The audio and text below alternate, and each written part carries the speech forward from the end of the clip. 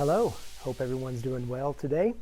My name is Brian Roome, and I am a financial planner that has been in this area, the Highland Village, Flower Mound area, for right at 20 years. First 12 in Flower Mound and most recently in Highland Village. I'm married to Lindsay, and we have two awesome kids, one at Marcus High School and one at Briar Hill Middle School. Today, I am just honored to be able to come and speak to the Trietsch family about just things of financial nature.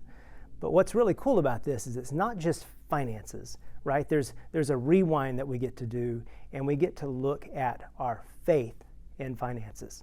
Those are two passions that I have. You could ask, my wife, if we're together with friends, typically something's going to come up and we're going to spend a lot of time on faith and on finances, because it's not just what I do for a living, it's what I do. It's the way God's wired me. So today I get to just process those two big topics with you and appreciate you tuning in and being able to spend the time to just really invest in those areas of your life. So a little bit more about me. I'm a certified financial planner, which means I spent some time just getting authorized to be able to get into some of the deep topics of financial planning. But even more than that, I am a beloved son of God. I love Christ, I love God, and I love having Him as the first part of my life. And so as a Christian, as a believer, a lot of what I believe there transcends and goes into the financial side of what I do, and then of course the practice that I run as well in helping people with their finances. So why are we here today? What are we really going to dive into? If you think about today's teaching, it's really two sections. The first section, we really talk about our faith and what does the Bible say about money, about riches. The other piece of it is just some real practical things that you can take in your life or with your family and just really understand, am I walking on the right road toward financial freedom? So those are the two real big sections that we're going to break down and make it easy today as we process together. So why is finances or financial planning important? It's because that topic can be one of the greatest pains, can also be one of the biggest detractors in any relationship that you're in. So as we look at the financial side of things, it can really be the biggest source of gains and the biggest source of pains in relationships. So I think back to my marriage and other friends of ours as we've kind of processed where they're at in their marriages. There's really those big kind of three things that create those gains and pains. One of those topics is family, right? Extended family, parents, kids sometimes making choices. This can create some pain as well as gains. The second one is just communication, or really the breakdown of communication with a couple or with their kids or with family.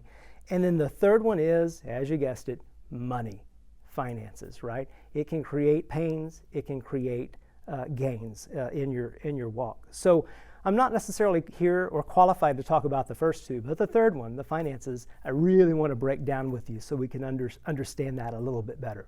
So let me give you an example. And by the way, throughout today, I'm going to give some stories. I'm going to give examples, because isn't that the way Jesus taught us, right, in parables? So let's just break down some bigger concepts into some stories.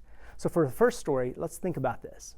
Imagine the room that you're in has a door, and you know that behind that door, there's a bad guy out there. That bad guy is ready to rob you, right? So you're sitting there in your room or you're watching this video and you think, should I just go open that door? If you do, well, obviously there's some pain behind that door, right? The bad guy's waiting. But if I said, hey, guess what? The bad guy's out there. And not only that, but I have his playbook, right? He says what time he's going to be out there, how he's planning to rob you. All the details of his plan are laid out in this book.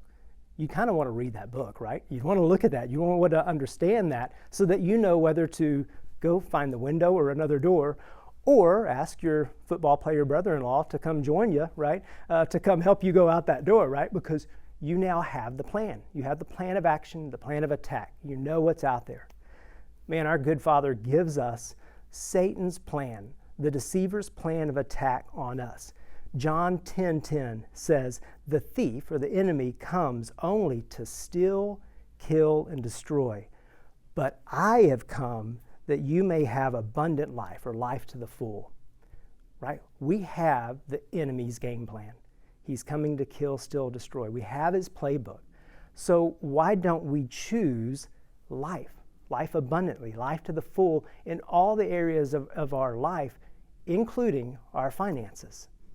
So since we have the plan, we know what the deceiver's plan is, what the enemy's plan is, why don't we take actions that would better prepare us to be ready for that, to make a game plan against what Satan wants to do.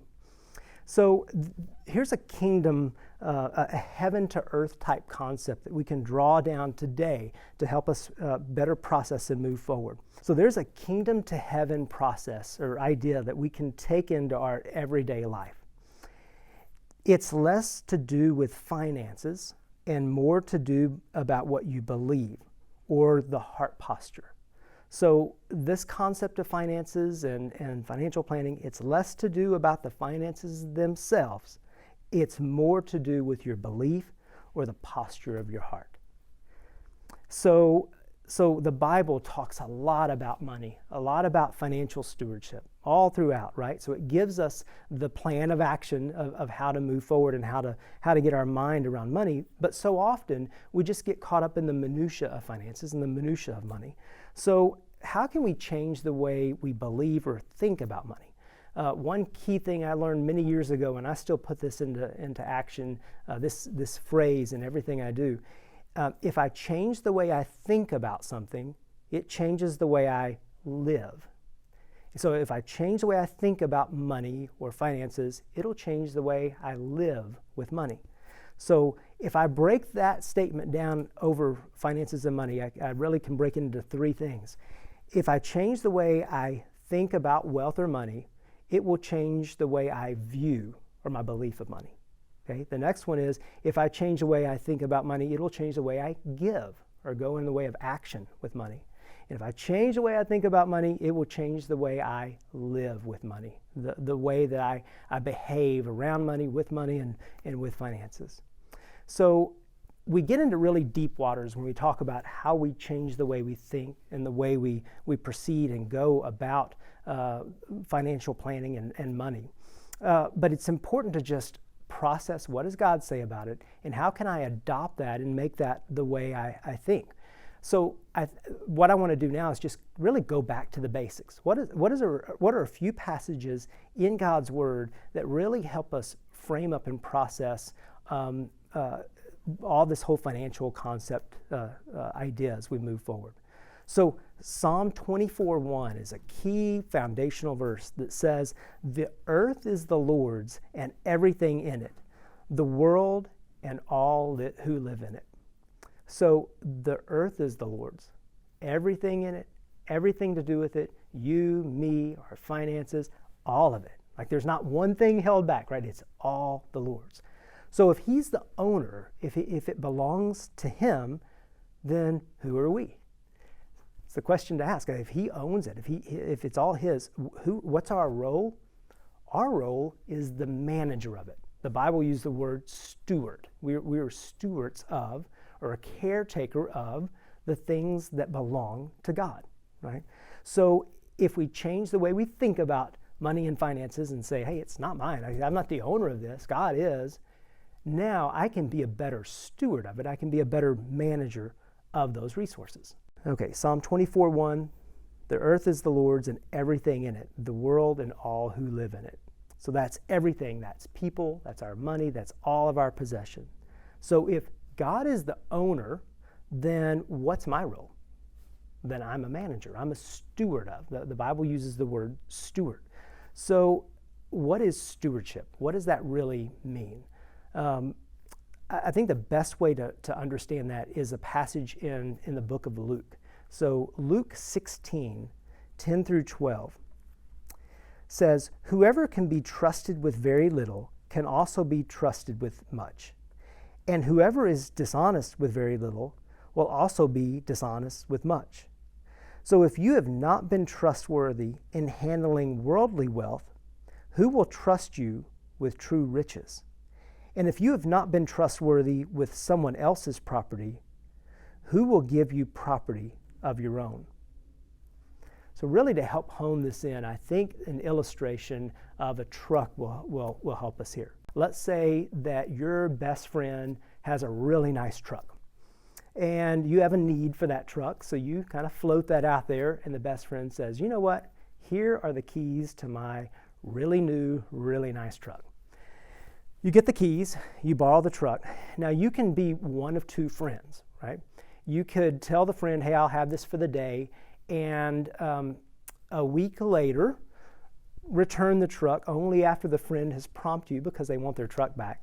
And when you return that truck, it could be running on fumes, on empty, right? It could be trashed, right? You could have had a few meals in that truck and left your stuff behind, right? It could be maybe a little paint missing because you missed a curve. I mean, it could just be in bad shape, and you could bring the truck back to the friend, right? Or you could be that friend that you say you're going to have it for a day, but you only have it for a few hours.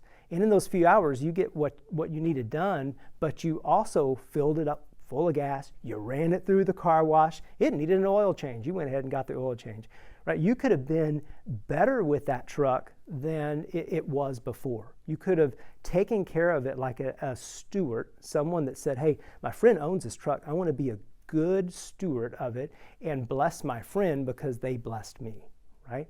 And that's exactly the picture of stewardship that God gives us. We have these resources, so why don't we be better with those decisions because we're managing it well for the master, for the owner of it, and then hand that back with thanksgiving, right?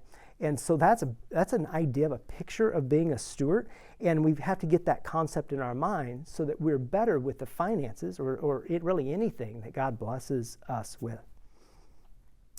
Another important piece of God's Word that really helps to understand this is found in Proverbs 29:18.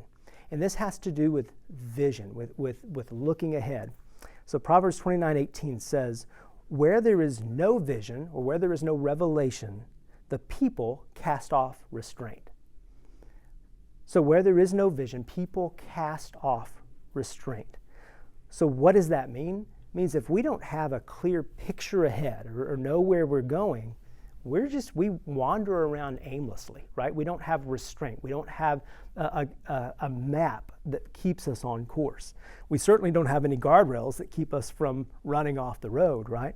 So Proverbs 29:18 is so good because it really puts into our heart, of course, things of finances, but really just concepts of life, of how do we cast that ahead, trust God to help, to partner with us as we trust His vision for our life, and then take steps to move forward in that direction. So I mentioned the word guardrails. I often think of casting vision and following the ways of Christ this way is if I'm on a mountain road and it's a really tight move up with the road is really tight up on the mountain pass, and there's no guardrails, I get really nervous, right? Because if that big 18-wheeler is coming down the other way and I'm on this little road, I'm gonna be really worried, right? That they could run over me or I could run off on one side or the other. But if that road has guardrails, obviously don't want to hurt my car with the guardrails, but I have a little better safety or a little better sense that I'm going to stay on that road. If something goes awry, I'm going to be on that road. I'm not going to careen off the side or into the side of the mountain, right? Because of those guardrails that are on that mountain road. If you think about when we have vision and we're partnering with God in vision for our lives, it creates those guardrails that give us a security that it's going to be okay, that God has that vision for us and He's going to keep us moving ahead toward the goal ahead. Okay, so imagine you're driving down your mountain road, you've got your guardrails on the side. Obviously you don't want to meet the big truck coming at you, but you know if this big 18-wheeler is coming down the top of the mountain, you're coming up the mountain. If there's guardrails there, you at least know that if something goes awry, you don't careen off the mountainside, you don't careen into the side of the mountain, right? The guardrails help constrain us toward moving forward in confidence that, hey, it's going to be a better road ahead. I'm going to continue to move forward. So it's important to have those guardrails. It's also important to have that vision out in front of us. So I want to take a moment to really talk about some financial guardrails that really help us continue with vision as we move forward with Christ, and as we move forward as Christians who also get to steward our finances well. One guardrail that I found very helpful when working with people and even my personal life in managing money is a defined budget or spending plan, right? Because it puts in place a guardrail to say, should I buy that extra thing? Should I go on that extra vacation? Maybe, but does it work on paper, right? It gives you some guardrails to decide, is it okay to do these things? Maybe, but you don't know if you don't look at the numbers, if you don't run the numbers to see does it make sense. So a budget or a spending plan is a really important guardrail. The next is a saving plan. So the first one is you want to make sure that you spend properly, but you also want to make sure you save properly. Now you can build a savings plan into your budget. It can be one and the same, or a savings plan may just be something more of, I'm just going to start saving. And then that turns into a dollar or a percentage amount, and then it may be saving into different types of buckets. But it's important to have a savings plan because it's all about discipline. It's all about when the paycheck comes in or when I get this extra bonus or things, I do want to save some of that for that rainy day because that rainy day will come. So how do I put that guardrail of savings there is an important piece. So budgeting is number one. Number two is the savings plan. The third one is planned communication. Not just intentions to communicate, not just communication, planned, scheduled communication. So if you're married, then communication with your spouse is absolutely key in the area of finances. If you're not married, you're single, find a godly relationship in your life, somebody that you can trust to make good decisions, that can also partner with you to just say, hey, am I making good choices here? And have that occasional, maybe it's every few months, maybe it's once a year, kind of that state of the union of your finances, just to talk through it. Because it's not just about dollars and cents, it's sometimes about dreaming and vision, because dreams and visions of the road ahead can change. And so if you're on one path and somebody's on another path, communication brings those paths back together. So that third one is really important, and that's a planned, regular communication about where you're at, your finances and your goals. The fourth one is periodic reviews. That is the dollars and cents. That is, how am I doing staying within the budget? Didn't do so well in October. How am I doing in November? Right? It gives you those guide marks there to see where you're at. It also looks at investments to see how are they returning well. Am I on the right path? And not only am I on the right path, but am I correcting to be on the right path? And then celebrate. Don't forget in that time of reviews, if you had a bunker crop year or you stayed within the budget, celebrate. Create a line item in your budget so that you can celebrate when you do well in your budget, right? So just small things like that. But that fourth one is periodic reviews.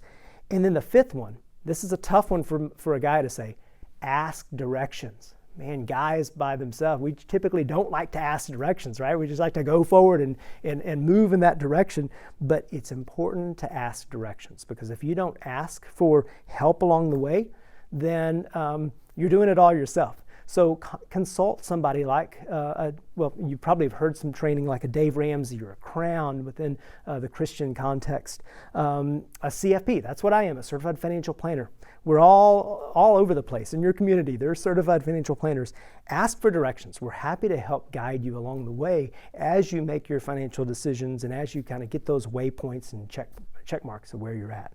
So again, those 5 guardrails, a budget or spending plan. Number 2 is a savings plan. Number 3 is planned communication. Number 4 is periodic reviews. And number 5, ask directions. Don't be afraid to ask directions. So the final picture I want to give you is one that I really feel God gave me as I was processing and praying about 5-6 years ago about another financial class that I was teaching. And I just wanted a way to really kind of bring home the picture that really there's no shame. When you make a financial misstep, it's okay. And so this illustration, hopefully you can gain some from it, because I really have built more of this out and really unpacked it as time has gone on. And one key thing I want to say here is another life lesson, one of those core truths that I've picked up along the way, that God is more concerned about our next step than He's concerned about our misstep. And that's big, because I want anybody that's listening, if you've ever had a financial misstep, it is okay. And part of what today is to say, hey, that's behind. Now let's get up a game plan and let's move forward. So imagine I am in my boat. And we're not talking about a yacht boat. I'm talking about, like paddle boat, right? I'm in my boat and I see a tropical island out ahead. I've got a body of water out here. I've got to go past that body of water to get to that tropical island, because that tropical island is really nice, right? It's the destination I've always dreamed of. I see it, it's in vision, and I want to get there. So I get my boat, I get my backpack, I get my paddle, I get my bucket, I get in my boat, and I start paddling away, right? And I'm going, I'm having a great day, the wind's blowing behind me, and I'm making good time. And then my feet start getting wet. Not a bad deal. I've got water around me, it's okay to get a little wet. I keep rowing some more. Then I realize, okay, my feet are wet, and that's a problem because I'm in a boat. And I'm in the water, and I'm in the ocean, and I'm on my way to the island, and I look down and realize, okay, my feet are wet because there must be a hole in my boat. Okay, so now imagine you're in the middle of the water, you're rowing, you got a hole in your boat, you got water rising. You have a few options, right? You have a few options here. One option is to ignore that hole in the boat and just keep on your merry way rowing. Now, if I take that action, there's going to be a reaction that I'm not going to like, and that's going to be that my boat goes down, right? I'll sink. Here's my second option. I can stop and I can bail the water out. So remember, when I got in my boat, I had my bucket. I don't know why I brought a bucket, but I'm glad I did. So I've got my bucket and I'm bailing water out, right? But I'm noticing that hole is enough that as I bail water out, it continues to fill. Now, I can make a decision to keep bailing water out, and I can get one oar and I could keep rowing. But guess what happens? If I'm rowing and I'm using one hand to take water out of the boat, I'm going to start rowing in a circle, right? I'm going to go around and around and around. I'm going to be using action to bail the water out. I'm going to be action to continue to move toward the island, but I'm going to be going in a circle.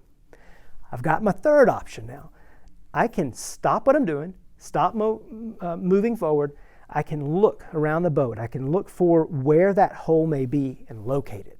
Find the hole, and then in my backpack I have a trusty boat repair kit. My wife is great. She packs all kind of good stuff like that. So I pick my repair kit, I seal that hole, then I use my bucket, I bail the water out.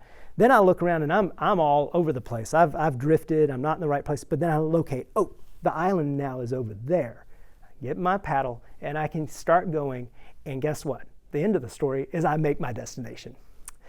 So I tell you that picture, I give you that picture and show you that story because there's those three very key moments where I can make a decision. I could have an action that can result in a reaction.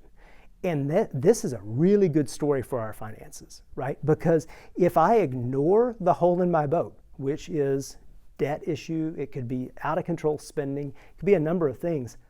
If I don't do anything about it, my boat's going to go down, right? I'm going to sink. And so often we try to ignore those holes in our boat and just keep going. That second action and reaction that we can go with is to bail the water out, but continue to row. Keep moving forward with what we think is the plan, but never really assess it. Just try to fix the problem at the same time that we continue to try to go toward our goals. And we move around in circles, right? How often in our financial lives can we just feel like we're on a loop, right? On a circle of just doing a lot of activity, but not really getting ahead. I think a lot of us do that with our finances.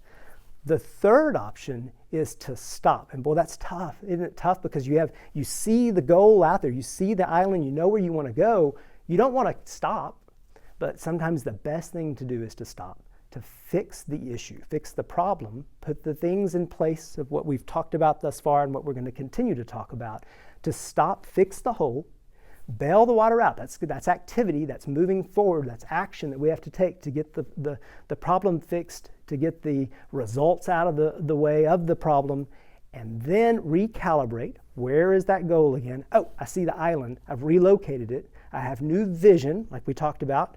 We have vision, so then we can get the oars and start going again in the direction God has given us the ability and vision to go. So today, I want us to fix the hole in the boat if you've got one, bail the water out and move forward. So how do we do that? What are some practical things we can do? Kind of the second half of the teaching now. How do we move forward and put things in place that help us either not have the hole in the boat or fix the hole in the boat, right? So I really break this understanding of financial understanding into three pieces, or three phases, or probably a better way to say this.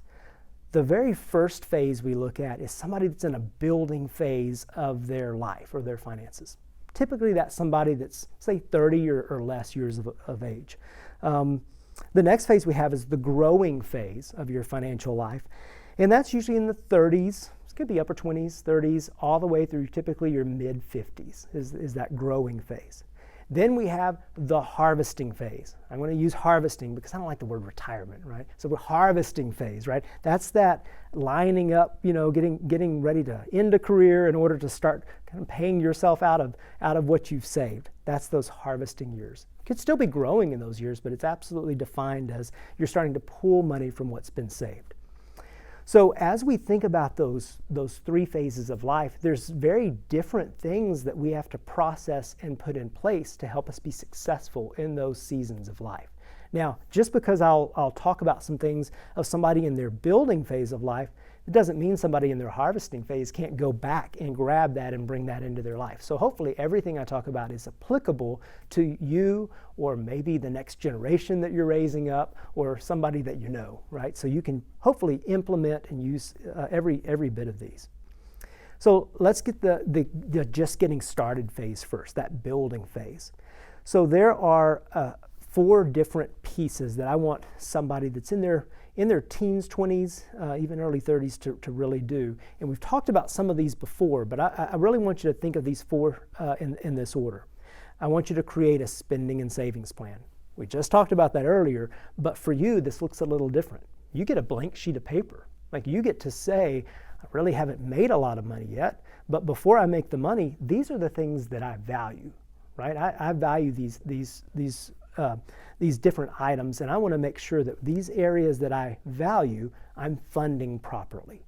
So blank sheet of paper. I think this is the best place to really to pause and talk about that whole stewardship thing we talked about earlier, right?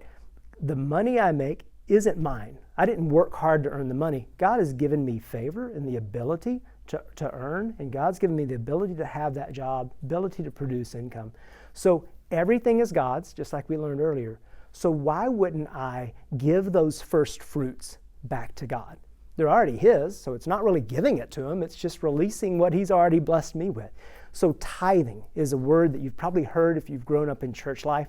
It's so important because it's less about the church needs money to survive. It's more about God has a lot of freedom for me because I have a discipline of tithing, of saying, hey, that first fruits or that first invest, that's yours already, God. So I can do more with the 90% than the 100%. God, you certainly can do more in my life with the 90% than I could do in making decisions with the 100%. So important piece here when you're young, starting out, tithe. Get used to just giving to your local church. Find those areas where you can also give above and beyond tithe and just help those that just are less fortunate or just on in bad luck, right? And ability to give financially, of time, of other areas there. So that's one key piece in that first item in saving and in spending plan. Build in that tithe, build in that charitable side of it. Second thing is to communicate and revisit. I talked about this earlier. Most people that are in their building phase, maybe half of you haven't gotten married, may never get married. The other half of you may say, hey, marriage is my thing, or I'm already there. Doesn't matter. Communication and revisiting that plan is so important for you because that's what adds accountability. Because if it's just you making decisions and doing your own review, then you can really just, without any kind of guidance or direction, just make your own decisions and go off and before you know it, be way off course. So it's important to communicate, especially if you're married with your spouse. The third thing I want you to do is set up an emergency account. Man, it's not could something go wrong, it's when something goes wrong financially, right? You want to be ready for that. So set aside a very practical account, most likely a bank account, credit union account, money market, probably not a CD, but something that's really conservative, really simple to touch if you need it. Most emergency accounts, $1,000 is ample to have, because most of the things that go wrong can usually be fixed for $1,000, whether that be a car issue, whether that be just a medical bill that insurance didn't completely cover. Typically can be handled in the hundreds, not thousands of dollars. So build that emergency account as opposed to relying on credit or relying on loans. The fourth thing is take the free money. And what I mean by that is if you're just now starting out at a job, there's a chance that job has a 401k. There's also a chance that if they offer a 401k, they also offer something called matching. That means that if you give some of your money out of your paycheck into this retirement account, they're going to match it to a certain dollar. Well, if it's a 1-for-1 or 2-for-1 or matching, every bit of that dollar, those dollars, that matching dollars that the employer gives, is free money. It's automatic return. So absolutely take advantage of that free money and benefit from setting money aside, having your employer set money aside for you. Because think about this. You may be 20 or 30 years old.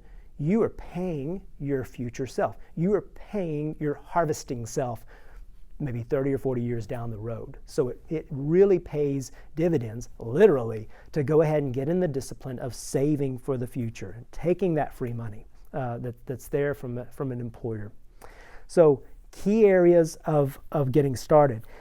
There's also priorities, because just because I say, hey, do these things, what order do you do them in? And so I've really built out a few priorities of first kind of would be nice to do.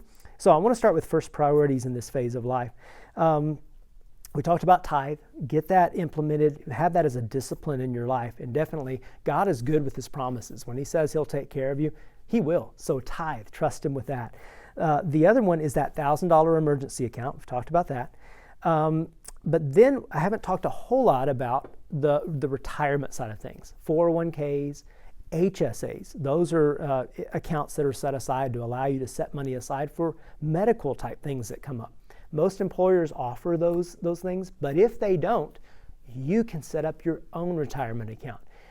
Pretty much any financial institution allows you to set up an individual retirement arrangement or an IRA that allows you to put money into to a traditional or Roth IRA. You can go up to $6,000 a year if you're under 50. It's $7,000 if you're over 50. And that dollar amount changes and probably will change in the next few years. So as of today, those are safety valves, avenues for you to be able to, priority one, take care of those things. The next priority is where we start focusing on debt. Of course, obviously you don't want to get into debt, but if you have debt out there, how do you deal with that? How do you take care of bailing that water out of your boat or fixing that hole? One key way to do that is pay down the highest interest debt. So if you have a credit card that's charging you 22% interest, you have a student loan over here for 5% interest, obviously it's a better financial decision to take care of the 22% interest because you're paying more out in interest than the 5% interest that's lesser.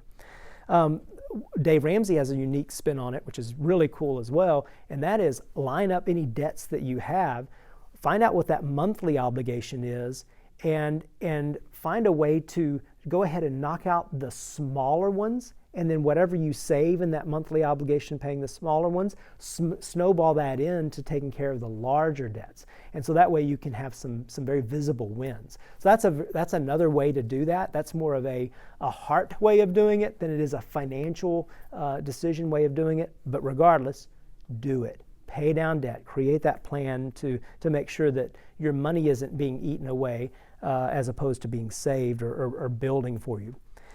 I mentioned the $1,000 emergency. In priority 2 or down the road, you want to go beyond $1,000 and really start looking at it being a true emergency account. And what I mean by true emergency is if you, or if you're married, you and your spouse, if you have a job loss, what's going to pay the bills? You don't want the credit card or a loan to pay the bills. You want to be able to pay those bills if you don't have an income. So that next priority down the road after you get established is build that $1,000 emergency account into a 3 to 6 month bunker. right? So 3 or 6 months of what your salary would be coming in, have that as your new safety zone, so that if something goes wrong from an employment standpoint, you can then pay for those bills out of that savings that you have. So that's really beefing up that $1,000 emergency account into a very healthy emergency account of a 3 to 6 month salary. Further down the priority list, but still important, is to look at saving in something outside of just the 401k, outside of your health savings, HSA.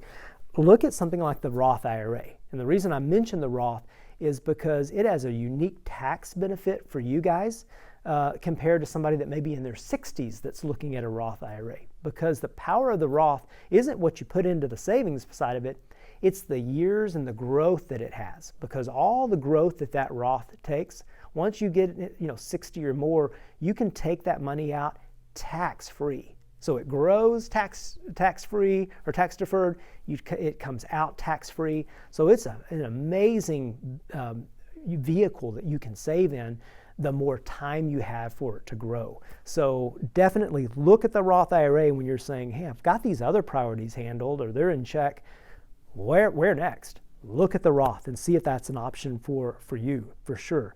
Other types of savings is personal savings, setting money aside outside of just a bank account, maybe a brokerage account. If you like to play in the markets, maybe it's an online trading account or something, but some way to save in something other than just the employer plan or just the bank account is definitely a kind of a further down priority, but good to do. And then obviously if you've started a family or starting a family soon, 529 is a great, it's a tax rule, 529 from the tax code, but that's the name of college savings plans. And so you can set up a 529 plan, grow those monies tax-free for your kids when they get college age. You have that some of that savings there in place. It doesn't have to put on pause or derail your retirement savings plan in order to put kids through college. So definitely another good priority on that list. And then and as we work our way down the priority list, the other would be to completely pay down or pay off debt. The priority earlier was to make sure that you ladder the debt and have a plan toward it. As we work our way down, it's just to completely eliminate the debt. It may take you a good 5 years, 10 years. It may take you a while to get to that point, but it's a priority. It's something that you want to do, is to make sure that when you get into those harvesting age years, you want to have a plan of action to completely be out of debt. So definitely want to do that. The final priority, I would say, is to completely pay your house off. Some people just focus on that and want to get their house paid for. Take care of some of those other priorities first. If you walk in 5 years, 10 years, say even 20 years down the road, after you've started those building years and you have a house paid off, that's phenomenal, right? You want to work toward that, but it doesn't have to be in your first year or two of marriage, or it doesn't have to be your first couple of years of getting a job that you pay off a mortgage, right? So have that as a plan, but do that. Maximize contributions. Look at legacy planning for your kids or grandkids down the road. Those are all things that you want to dream toward and have vision for, not get discouraged because you don't do it in one day, right? But to build a plan toward all those things. So I spent a lot of time on the building phase because there's so many things, so much life to be had in those building phases, so many pieces that you can grab and you can implement into your financial life. I want to transition now to the growing phase. I like the growing phase. That's where I'm at right now. I've got 2 kids in school, one knocking on the door to college. We're getting there, right? So near and dear to my heart is the growing phase. And this is more than just a financial phase. This really is a transitional phase. What a lot of peers of mine, a lot of people in my same age group, my wife and I ourselves, it's really beyond just how are the finances applied to me. It's really how am I raising up the next generation? How am I teaching my kids about money? How am I teaching my kids the heart posture of everything's God's, right? And the heart posture of giving before I even talk about here's the checkbook, right? And how I even talk about the dollars and cents of balancing your budget. So this phase is about that transitional. How do I raise up the next generation? How do I get them into college and through college? I think the best way to frame up these growing years is to start thinking about your investments, because by this time, 30s, 40s, even 50s, you probably have investments. You may have money all over the place and don't know how to really organize that. I think the best thing to do here is just to stop and to organize all your savings, all that you've done, into buckets. Now, so we're going to have four buckets, 3 buckets of savings and the fourth one being debt. So the first bucket is the short-term goals. And that's kind of goes into that emergency account. But think about anything you have invested in this first bucket. It needs to be really conservative. And what I mean by conservative is you're not crazy, the best stock pick of the week. You don't want the money in that. That's your short-term goals and your short-term bucket. Think of 0 to 1 year. If I have an expense that's coming up in 6 months, I want enough money in my short-term bucket to handle that expense. Right. So what is that short-term bucket? What does it consist of? It could be your emergency account. It could be any kind of personal savings that you have that's not in any type of investment, whether that be a bank. It could be money locked up in your safe. Obviously not the best for inflation reasons to do it that way, but it's that money you can easily get your hands on for those goals. You can do that in the investment world. You typically don't do that in a 401k or an IRA because it's harder to get money out of those products than it is, let's say, a brokerage account or a bank account or a credit union where you have money very easily accessible. So that's your 0 to 1 year plan short-term bucket. The next bucket over is your midterm goals or your midterm bucket.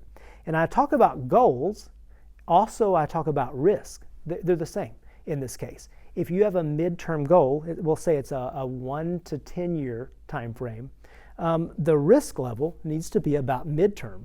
So risk being stocks are more risky, cash is more conservative. Then you have a lot of investments in between, right? And so you want to balance on a midterm goal where you may be 50-50, partly into stocks and investments, partly into more fixed income, bonds, cash, different types of products there. So think about those midterm goals. What does that look like for someone at my age? Well, one of those is getting kids through school, getting kids through college. That's a midterm goal.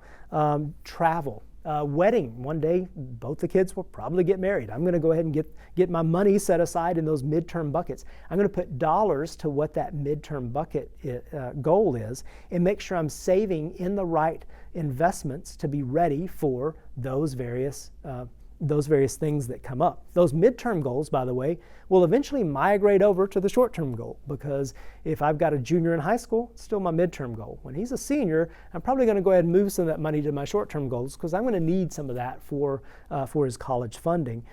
I do that through the 529. You can do that through a lot of different sources, but just be thinking midterm goals, 1 to 10 years.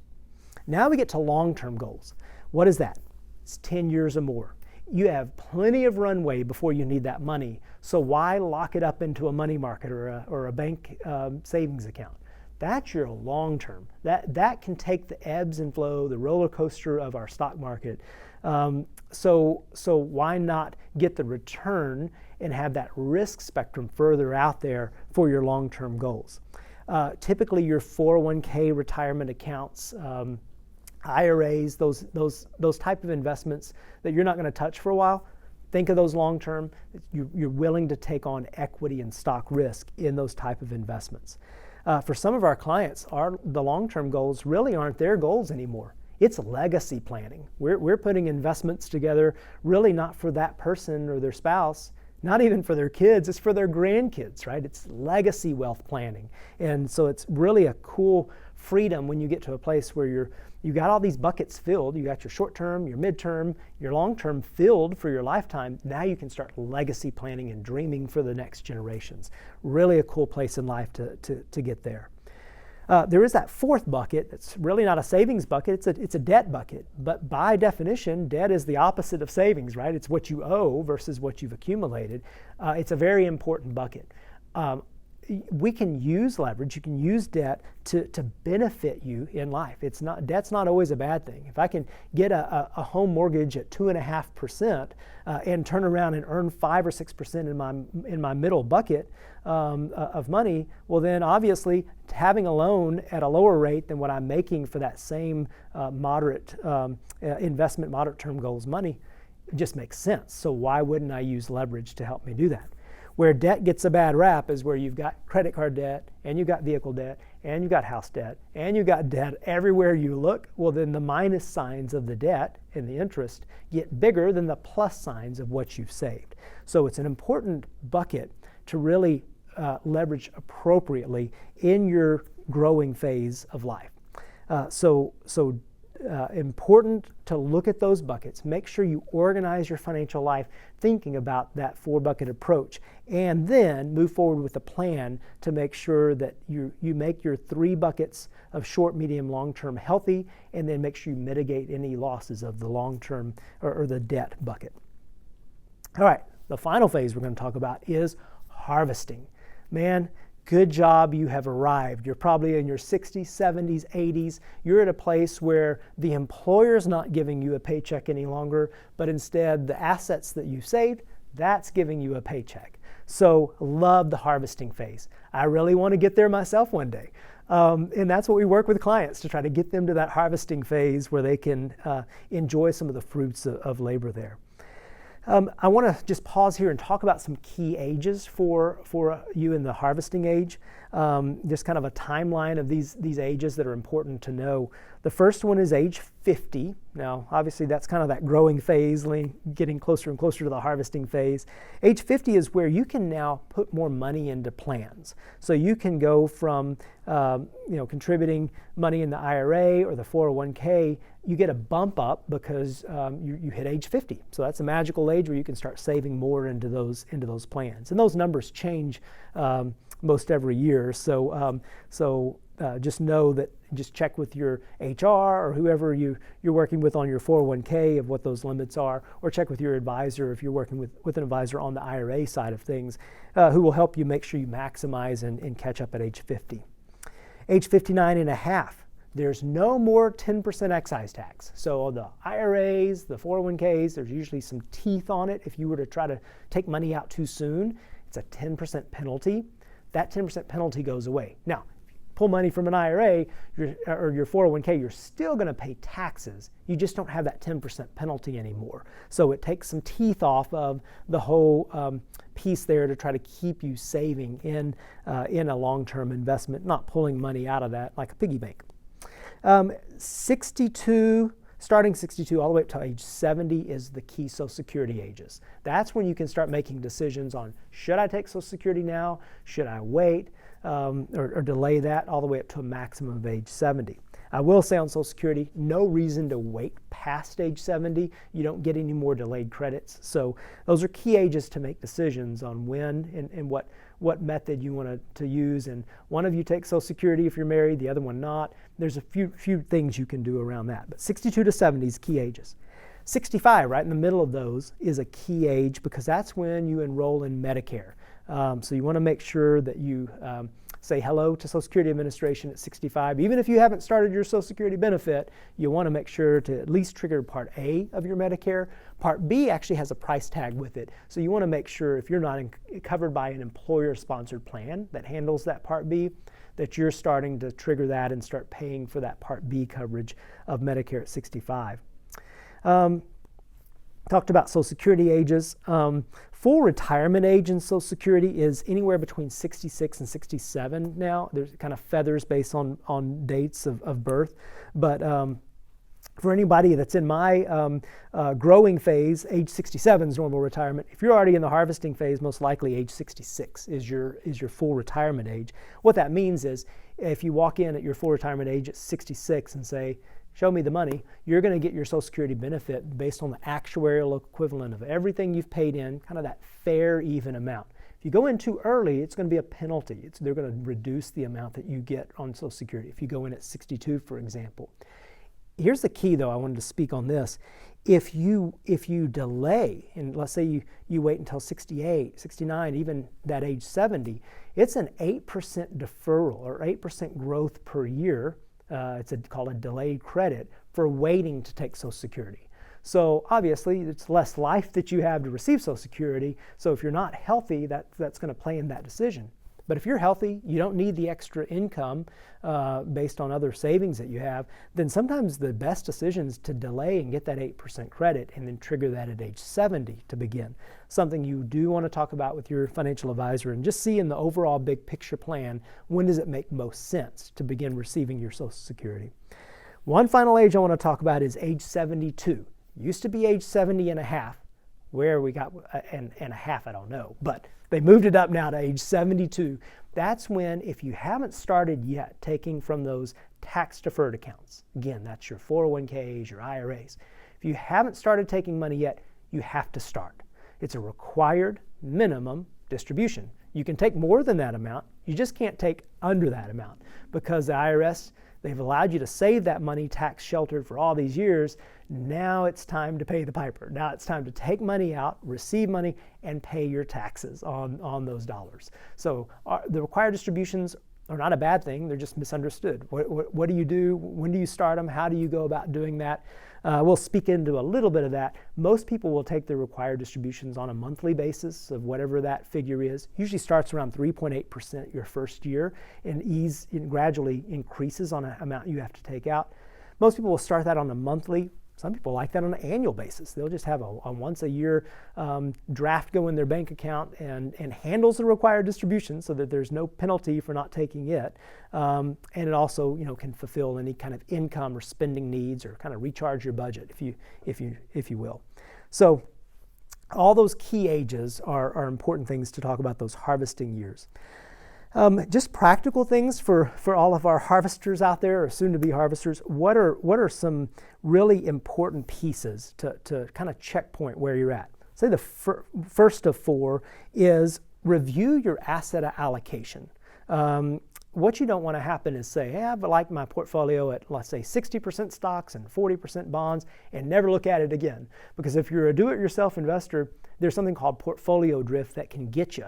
So if you were a 60-40 investor, let's say 2 or 3 years ago, and you hadn't looked at your investments, if you go look at them now, you may be a 75-25 investor, meaning 75% stock, 25% bonds. But hold on, I was 60-40, what changed? Portfolio drift change. What that is equities or stocks have done so well and fixed income really hasn't, so your portfolio drifted to a higher equity position. Well, that's not bad, right? You made money. What happens if we had a correction? Then your 75% stock, which is more risky than you were a few years ago at 60% stock, your portfolio is now more risky than it needs to be. So portfolio drift can happen, especially when the markets are doing really well or if they're doing really poorly. So it's important to periodically review that asset allocation, do a rebalance, and make sure that whatever your plan is, whatever percentage of risk or stock exposure versus bond exposure you have, make sure that stays the plan and it doesn't accidentally get out of kilter. So that's the first one. The next checkup is maximize contributions and savings. You may not have retired yet. You may already be there. If you still have income, then keep saving. Even if you're 75 years old and if you still have earned income, you can still contribute to an IRA. So you have the ability to continue to save. And even if it's not in a retirement plan, save in a brokerage account. Save personally. Save in a savings account. Because the more you save now is there for latter part of your life or for generational wealth transfer. So just because you're in harvesting years, don't slow down. You can still save even in those years.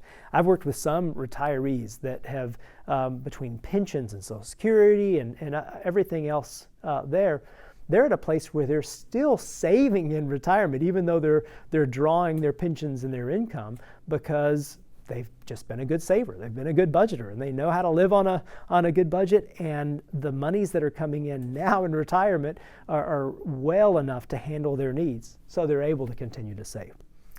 The third one is really important as it relates to kind of a generational transfer.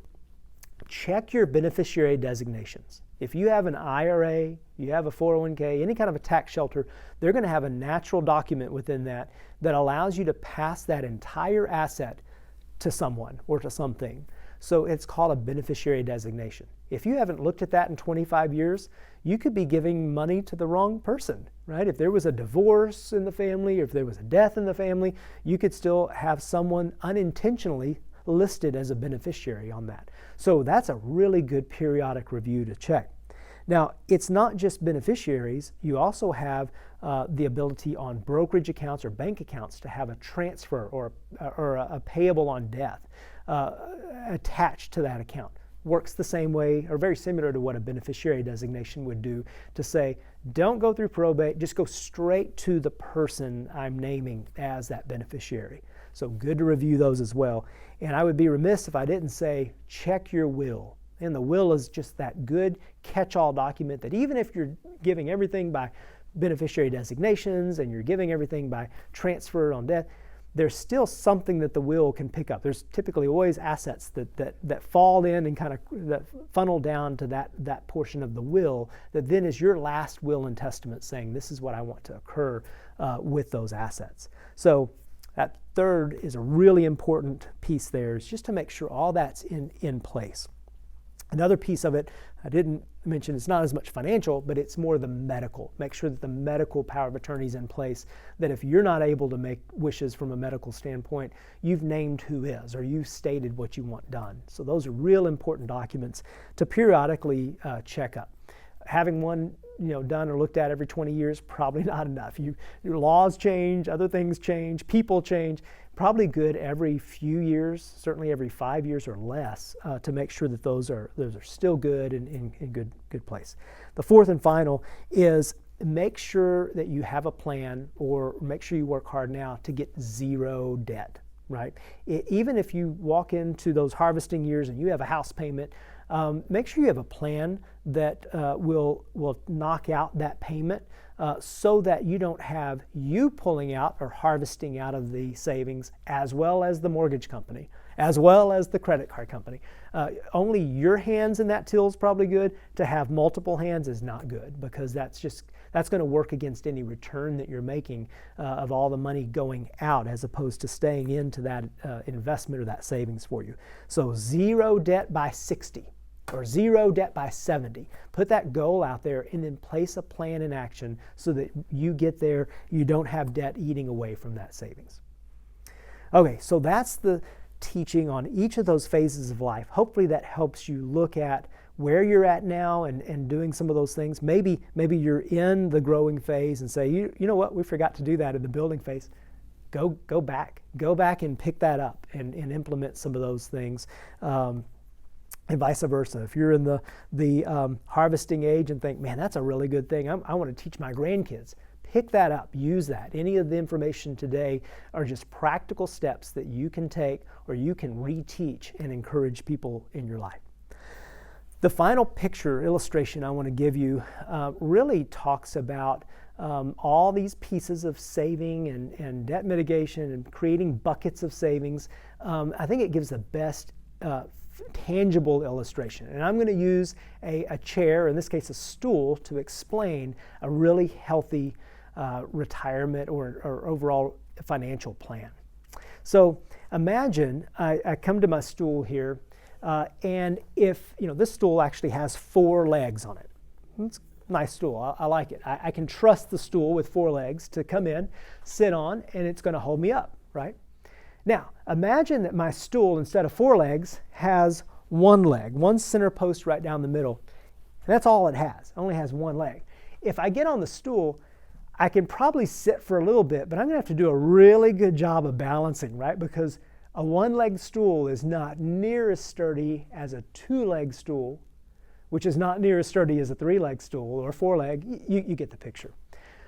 So how does that apply to financial planning? There are so many Americans that walk into retirement with 1 leg to their financial stool. That's Social Security and Medicare, right? It is what the government has made me set aside, or what's there on my behalf. That's the leg I have to stand on, right? And can they make it? Sure. They can create their budget within just what Social Security and Medicare on the health side provides. And they're going to have to do some balancing, right? They can sit, they can rest, but they're going to do a lot of balancing on a one-legged stool. But what if that same person that has Medicare also participated in an employer-sponsored plan or even a pension plan through their company through the years? When they get to retirement, then not only do they trigger Social Security, but they can also trigger that pension or that 401k. Remember the required distributions I was talking about? Maybe that becomes another monthly paycheck to them. So now they've got Social Security on one leg, they've got that retirement account on the other. Got a two-legged stool. That's going to take some weight off. They don't have to work on the balancing muscles as much, but it's really hard with a two-legged stool to lean back, right? Because then I tumble. So I really wouldn't mind a third leg to that stool. So what's the third leg? It's personal savings. It's beyond what the retirement that your employer does. It's beyond what you do through Social Security. It's saying, I am going to make that $1,000 emergency account turn into my 3 to 6 month savings account, turn in really to my hundreds of thousands of dollars of extra savings account, right?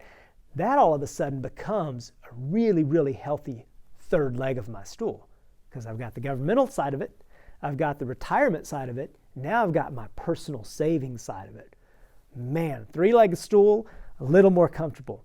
But didn't I mention I like a four-legged stool? I'd really rather a four-legged stool, right? So I have those other three things in place, but what's my fourth thing?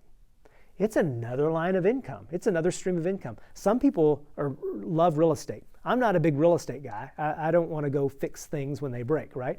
So I'm not going to do real estate, but I'm going to create a dividend paid strategy where I've got free cash flow of dividends and interest that come just because I have investments. I get free cash flow that comes to me that creates another paycheck, a fourth paycheck for me in retirement. There could be a fifth leg of the stool. There could be a sixth leg of the stool. When you start thinking about things like a business that continues, maybe you sell your business to a family member who are then paying you annuity for the rest of your life. Another leg to the stool, and even though I said IRAs and retirement is a leg, I'm going to venture to say the Roth IRA is a whole separate leg of the stool because of the way it works for taxes. So the Roth IRA, remember I mentioned that to our younger crowd to start savings in it. Well, if you come into retirement with that extra leg of the stool, you don't have to take a required distribution off of a Roth IRA.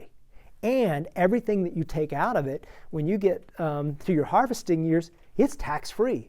So I can keep myself in a proper tax bracket. If I'm bumping up to too high of a tax bracket, I can stop taking from other things that would create taxable income and jump in and take from my Roth IRA bucket, and it keep me in a lower tax bracket than had I just been in, all the other legs of the stool generating income. So the Roth IRA is a whole other animal. It's a really good product, but really extra leg of the stool to be on when you get to retirement. So I want you all to be able to walk in freedom of a multi-leg stool that you can sit on when it gets time to get in those harvesting years. And don't just sit there. Go enjoy it. Go travel. Go give. Go be generous. And I want to see that. I want to celebrate that with you. So bringing this all kind of back together, like drawing it all together, what's the key takeaways today? Say the first and foremost is we can talk about finances all day, but unless our mind and our heart and our actions follow, it's to no avail. You're going to end up with a hole in your boat and maybe multiple holes in your boat. So how do you get your mind, your heart, your intentions, and then your actions moving forward? It's lining up with the good Father who loves you, who has developed all things, and who's a giver of all things, who loves you with all his heart.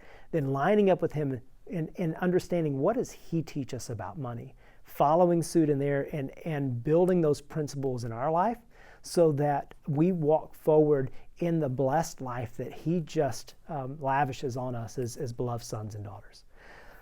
The next thing is taking those practical steps and just saying, wherever I'm at in life, no matter what the misstep or sidestep was, I'm going to take a next step. And what is my next step today?